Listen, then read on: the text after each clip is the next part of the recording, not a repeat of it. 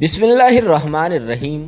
السلام علیکم ناظرین، میں ہوں دانیال وارث اور آپ دیکھ رہے ہیں ہمارا یوٹیوب چینل نقطۂ نظر۔ ناظرین، 1592 میں ایک 12 سالہ لڑکے کو گجرانوالہ مثل کا سردار بنا دیا گیا، جسے آج دنیا مہاراجہ رنجیت سنگھ کے نام سے جانتی ہے۔ ناظرین، مہاراجہ رنجیت سنگھ شروع سے لڑکیوں کے شوقین تھے اور خوبصورت لڑکیوں کے بیچ رہنا پسند کرتے تھے۔ ناظرین، آج کی ویڈیو میں ہم آپ کو ایک ایسی حسینہ کے بارے میں بتائیں گے کہ کیسے ان کے حسن اور آواز کے سحر نے حاکم وقت کو اپنا اسیر بنا لیا تھا، یہاں تک کہ مہاراجہ رنجیت سنگھ اس لڑکی سے شادی کرنے کے لیے کوڑے کھانے پر بھی تیار ہو گئے۔ اس ویڈیو میں ہم آپ کو بتائیں گے کہ مہاراجہ رنجیت سنگھ ایک سکھ ہونے کے باوجود ایک مسلمان لڑکی سے شادی پر اتنا زور کیوں دے رہے تھے۔ مگر ویڈیو کا باقاعدہ آغاز کرنے سے پہلے اگر آپ ہمارے چینل نقطۂ نظر پر نئے ہیں تو برائے مہربانی ہمارے چینل کو سبسکرائب کریں، جہاں آپ کو دنیا بھر کی تاریخی اور منفرد معلومات پر مبنی ویڈیوز ملتی رہیں گی۔ ناظرین، وہ مسلمان لڑکی جس کے لیے مہاراجہ رنجیت سنگھ نے کوڑے کھانے قبول کیے امرتسر کی گل بہار تھیں۔ وہ پیشہ ور رقاصہ اور گائک تھیں۔ پنجاب کے حاکم نے پہلی مرتبہ انہیں ایک شاہی محفل میں گاتے سنا اور دیکھا۔ اسی وقت مہاراجہ نے گل بہار کا قرب حاصل کرنے کی کوشش کی۔ وہ انہیں اپنی محبوبہ بنا کر رکھنا چاہتے تھے، مگر گل بہار نے ایسا کرنے سے انکار کر دیا۔ مہاراجہ رنجیت سنگھ گل بہار کے حسن کے سحر میں اس قدر مبتلا تھے کہ اپنا سب کچھ لٹانے کو تیار تھے، لیکن گل بہار ایک مسلم گھرانے سے تعلق رکھتی تھیں، اس لیے انہوں نے رنجیت سنگھ کو کہا کہ وہ محبوبہ بن کر نہیں رہ سکتی۔ اس وقت مہاراجہ رنجیت سنگھ کی عمر 50 برس سے زیادہ تھی اور یہ وہ دور تھا جب انگریز نے برصغیر میں قدم جمانے شروع کر دیے تھے۔ گل بہار نے پیشکش کی کہ اگر مہاراجہ چاہیں تو وہ ان سے شادی کرنے کو تیار ہیں۔ مہاراجہ رنجیت سنگھ اس قدر جذباتی ہوئے کہ انہوں نے یہ پیشکش قبول کر لی۔ ایک روایت کے مطابق گل بہار نے شادی کی پیشکش کے ساتھ یہ شرط رکھی تھی کہ رنجیت سنگھ ان کے گھر والوں سے رشتہ مانگنے کے لیے خود پیدل چل کر لاہور سے امرتسر آئیں گے۔ مہاراجہ نے یہ پیشکش قبول کی اور گل بہار کے گھر والوں سے باقاعدہ طور پر ان کا ہاتھ مانگا۔ پنجاب کے مہاراجہ کے لیے بھی سکھ مذہب سے باہر ایک مسلمان لڑکی سے باقاعدہ شادی کرنا اتنا آسان نہیں تھا۔ سکھ مذہب کے مذہبی افراد نے رنجیت سنگھ کے اس فیصلے کا بہت برا مانا۔ مہاراجہ رنجیت سنگھ کو امرتسر میں واقع سکھوں کی مقدس عبادت گاہ اکال تخت پر طلب کر لیا گیا۔ اکال تخت کو سکھ مذہب میں زمین پر خالصہ کی اعلیٰ ترین جائے حاکمیت تصور کیا جاتا ہے۔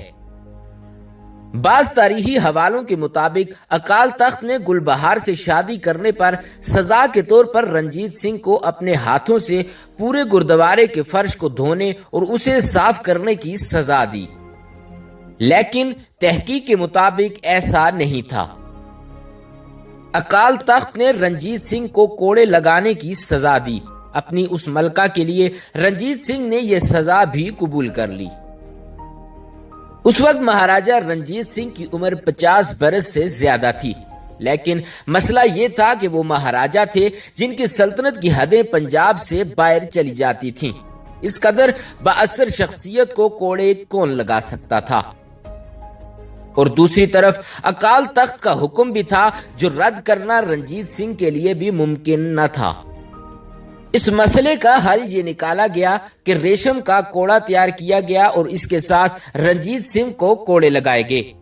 حد بھی پوری ہو گئی اور مہاراجہ رنجیت سنگھ نے گل بہار کو بھی حاصل کر لیا۔ رنجیت سنگھ اور گل بہار کی اس شادی اور اس پر ہونے والے جشن کو کئی مورخین نے تفصیل کے ساتھ بیان کیا ہے، لیکن اقبال کیسر لکھتے ہیں کہ جن بوڑھوں نے اس شادی کو لاہور اور امرتسر میں دیکھا تھا وہ بعد میں یاد کرتے تھے کہ یہاں کبھی ایسی شادی بھی ہوئی تھی۔ شادی کے موقع پر مہاراجہ رنجیت سنگھ نے باقاعدہ طور پر مہندی لگوائی، طلائی زیورات سے بتن کیے، اپنا شاہی لباس پہنا اور ہاتھی پر سوار ہوئے۔ امرتسر کے رام باغ میں ایک بنگلہ تھا جس میں یہ شادی کی تقریب منعقد ہونا تھی۔ اس بنگلے کو چند روز قبل بند کر دیا گیا اور کئی روز تک اس کی تزئین و آرائش کی گئی۔ اس بنگلے کو خالی کروا لیا گیا تھا اور اس کے بعد جو پہلا شخص اس میں داخل ہوا وہ گلبہار تھی۔ شادی کی تقریب دھوم دھام سے ہوئی، جس کے بعد شاہی جوڑا امرتسر سے لاہور کے لیے روانہ ہوا۔ ناظرین، گلبہار بیگم سے شادی کے 8 برس بعد رنجیت سنگھ کی موت واقع ہو گئی۔ اس کے کچھ ہی عرصہ میں انگریز پنجاب پر پوری طرح سے قابض ہو گئے تھے۔ رنجیت سنگھ کی آخری بیگم کو دیش سے نکال دیا گیا تھا کیونکہ ان کے بیٹے دلیپ سنگھ کو ہی رنجیت کا جانشین مقرر کیا گیا تھا۔ گلبہار بیگم کی کوئی اپنی اولاد نہ تھی، اس لیے انگریز سرکار کو ان سے کوئی خطرہ نہ تھا۔ مہاراجہ کی اہلیہ ہونے کے ناطے گل بیگم کے لیے ماہانہ وظیفہ مقرر کر دیا گیا جو ماہانہ 1200 روپے کے لگ بھگ تھا۔ گل بیگم نے ایک مسلمان لڑکے سردار خان کو گود لے رکھا تھا۔ سن 1851 میں گل بیگم نے اپنے لیے لاہور کے قدیمی میانی صاحب قبرستان کے پہلو میں ایک باغ تعمیر کروایا۔ اقبال کیسر کے مطابق اسی باغ میں انہوں نے اپنا مقبرہ بھی تعمیر کروایا۔